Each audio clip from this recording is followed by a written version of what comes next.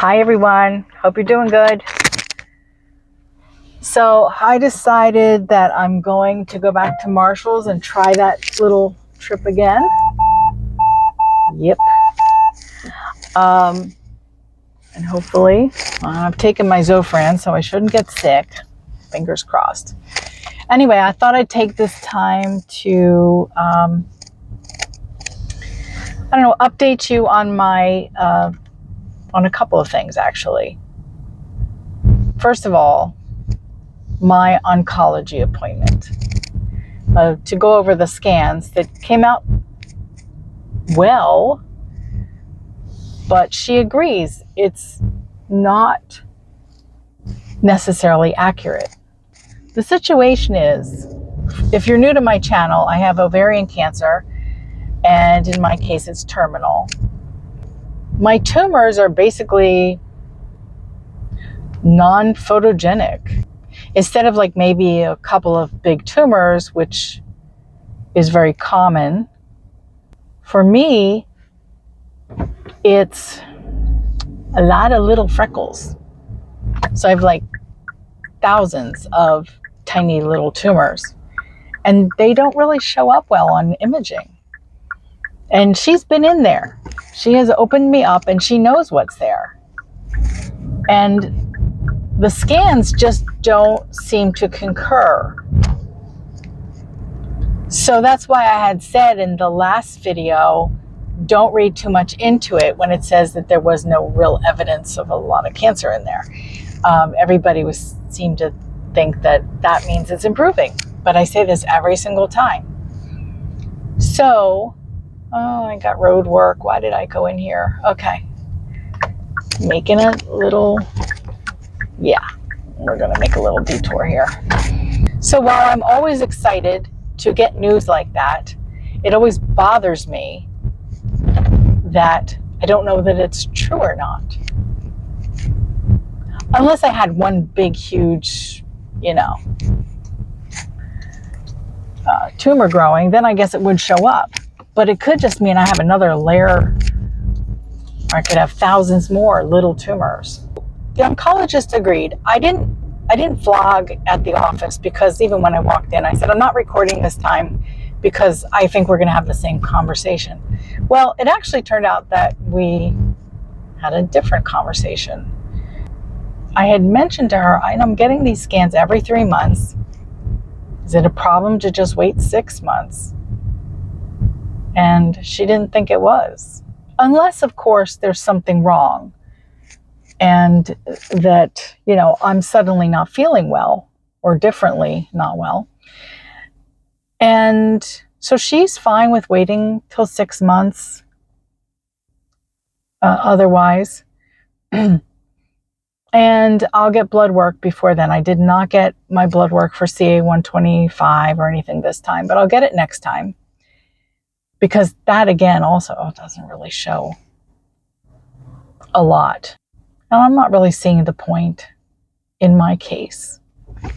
So the other thing was that, I had taken that ctDNA test, which is a blood test that measures what might be roaming around in your blood, the cells that cancer tumors shed. And they didn't see any. And she said even that it's like a really new test, and it was an option she felt because of the fact of my circumstance and not being able to photograph the tumors well. So she thought maybe this would be a way to track it. And it was negative, and she's like, that doesn't mean that it's not happening or that the tumors aren't around in your blood and the cancer cells. So she didn't take a whole lot of stock in it just because everything's so new. I think it's all right out of clinical trials, actually.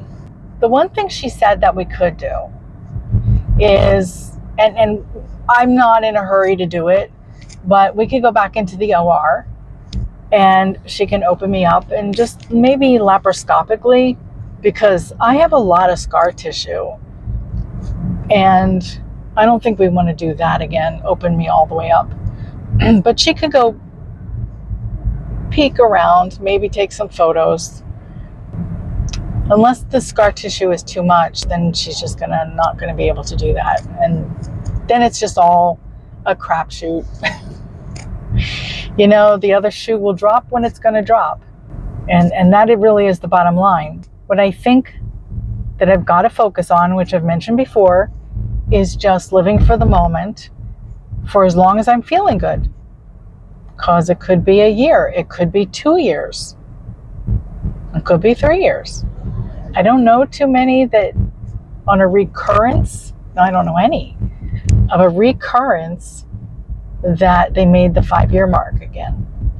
I mean, the first time I made a long time, but the circumstances inside me were very different. You know, I actually did nail her down to ask more questions that she can't answer. But in asking, like, how long has your longest patient lived, you know, and she did say several years, but that was the first diagnosis. Well, I did the same, you know. Maybe she doesn't have any other recurrent cases. This particular ovarian cancer, as you know, is very rare. There's only about somewhere around 1,500 diagnoses in this country a year. So because of that, there's not been a lot of research dedicated to it. But that number's changing, because when I had it the first time, like 20 years ago,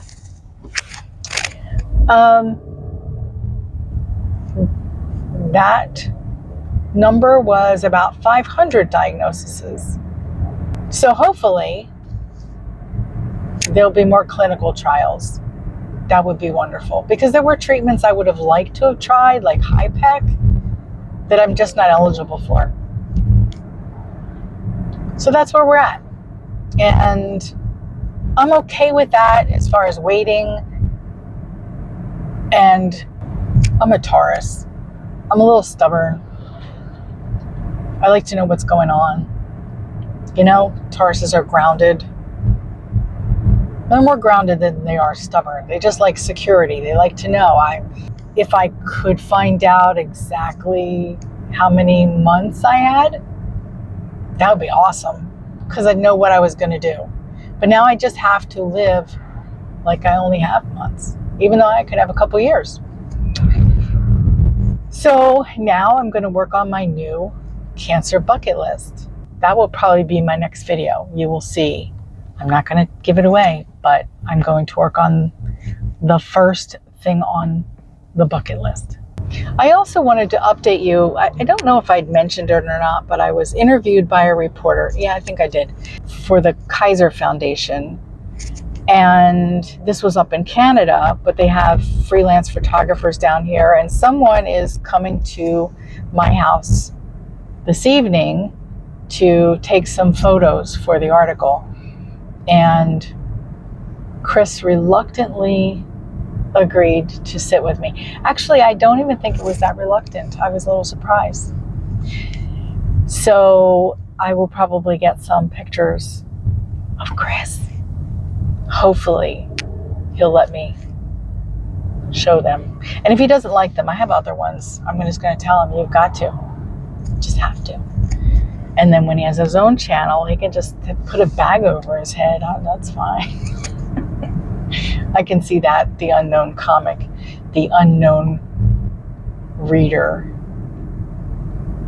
So if you hadn't caught my last videos, he's interested in reading books and articles online.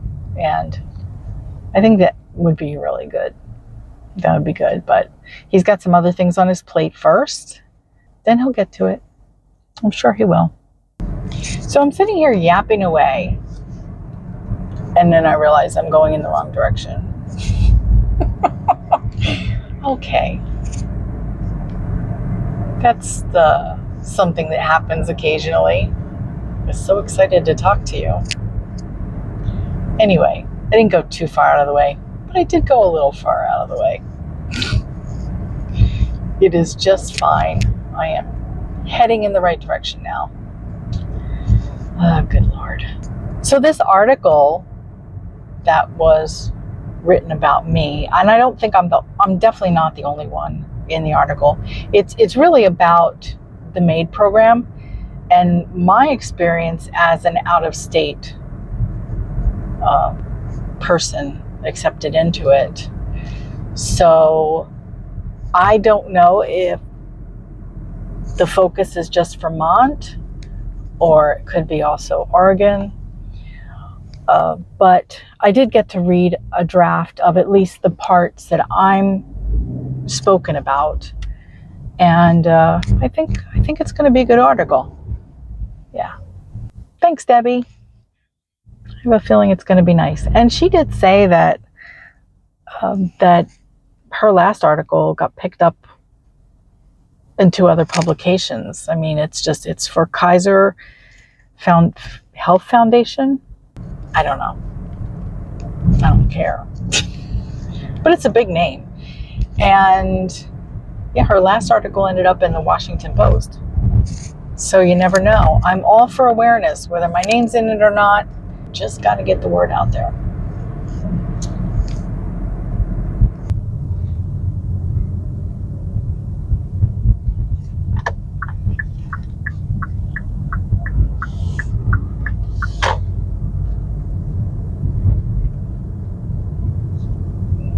So I was feeling a little peckish and realized I hadn't eaten. And every time I go out, it's hard to find something healthy. But I did lose another pound this week. So I can go into handicap, but I don't like to do that if there's only one spot open and give it to someone who needs it more than I do. And I'll just get home and be famished, eat something a little better. And we'll see how it goes.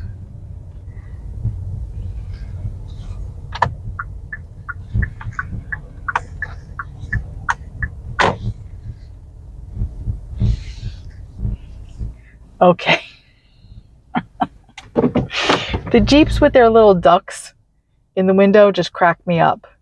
I think it's kind of funny that people just leave little ducks in the door handle to say, hey, I like your Jeep. But I do like the colors. Okay, we're here and I feel much better than I did the last time. So I'm going to go in and hopefully I'm coming out with a haul. All right. See you later.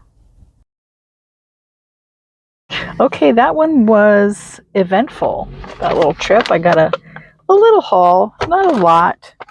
And in fact, as far as clothes, I just got like a nice little hooded sweatshirt. That will be nice for when the weather gets a little cooler. I got some lemon sage soap for the bathroom. I got a little, see my hair's a little out of control. I got a little Curl Talk edge control. I have no idea how to use it, but I'm all open for new things. Funny thing is I really needed a mascara. I haven't worn mascara since my chemotherapy. And I don't know why, because like I didn't have any eyelashes for a long time, but I don't like to hold on to old mascara too long, So the old one's going in the trash, and I think it's time for me to wear a little mascara. Sounds good. And then I got this Reventin. I don't know. That's a brand I have not heard of, but I guess Marshall's does carry a lot of off-brand things. But it's a collagen firm and hydrate cream. And right now I can't remember the brand, whether it's L'Oreal. Might be L'Oreal, but anyway, what I have is kind of expensive, so I thought I'd give it a shot. Anyway, so that's my big haul. Woo! I don't need to try that sweatshirt on for you, right? You'll see it. Weather's going to change. I hope. But you'll see it soon enough. I think the hardest part is, Marshall's, TJ Maxx, all the same owners, is the checkout with all the impulse candy shopping. I mean, I usually get through it, but it's still a struggle. I still want to look at everything. And on the occasion that I have bought something, it's usually stale. They don't have like traditional, they have like very interesting options. A lot of them are imported. But, you know, I got through it again, so we're good. Now I'm really hungry though. All right, I got to work on that. So I just realized that this photographer, Eric, is going to be here in a few hours. So I need to get home and get my act together. He wanted to come at like 5 p.m. because the light was the best, but it is so overcast today, and I think we're supposed to get showers later. I wonder if he would want to reschedule it because he's driving a couple of hours. Okay. Now I'm headed for road work ahead. That'll take me a few minutes. So while I'm waiting, I wanted to remind you to like and subscribe. It's really a big help.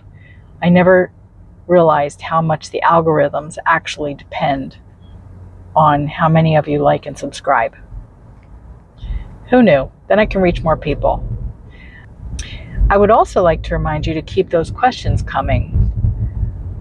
I haven't really dipped into the mailbag because I forgot to remind you of that. But I'd be happy to do that. And if there were enough, I would do a live Q&A or a video Q&A. I would like to go live actually at some point. And yay, my computer's together now.